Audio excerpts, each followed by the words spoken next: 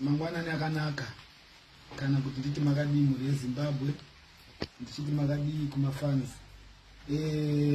orchestra mberi kwazvo.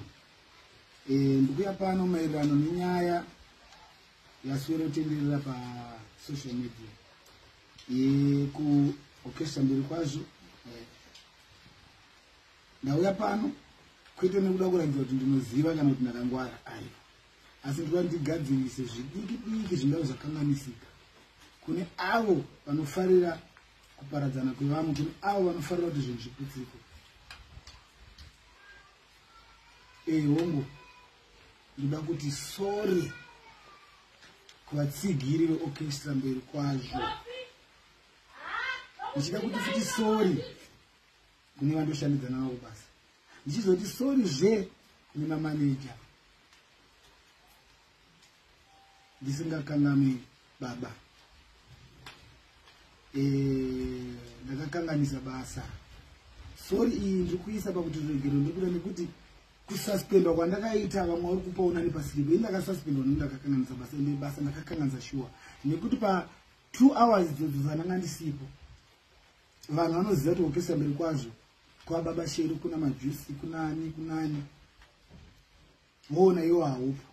Instead music vanhu vanadzo music vanhu vachatanga kuvhunza baba Sheru majusi ari kupa majusi ari kupa, zvinova zvino zvinhu zvisizvo. Ini ndindofanira kuvhunzwa kuti baba vari kupi.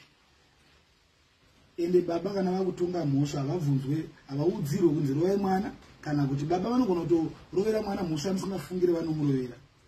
Yezai kupwanya zai baba angona ngoti tadza kutorova mwana aba 150 mumba, asi womurovera zai baba anotonga matongero avo. Saka inini ndinotambira mhosva ndakapuwa, ndakakanganisa, ndakaregerera vamwe vangu, ndakakanganisira mafans eorchestra mberi kwazvo, nekuti munguva iyoyo pairidzwa masongo yese ndisipo vanga vane chishuwo. Pane anenge atojaira kuona kuti no kwa baba kune mwana wanonzi Ningi Majusi, vosvika iwo hauko. Ndakupa baba mutoro wekuti vapindure vanhu. So ndinokumbira regerero ndichiti aiwa mondiregererawo, ndiri mwana ndinokanganisa, tinotoda dzororedzo. Asi pandiri hapana bad blood nababa Sheru, pandiri hapana bad blood nemamanagers. Zvese zvekutaura kunzi ndine kwandichaenda izvi handizvizivi. Munhu anogona kungogadzira poster ari kuUK akatondisa akaita zvanoita. Handina video randakaposta ndine zvandikutaura. Vanhu vari kuda kushandisa advantage nezvaitika zvakanganisika.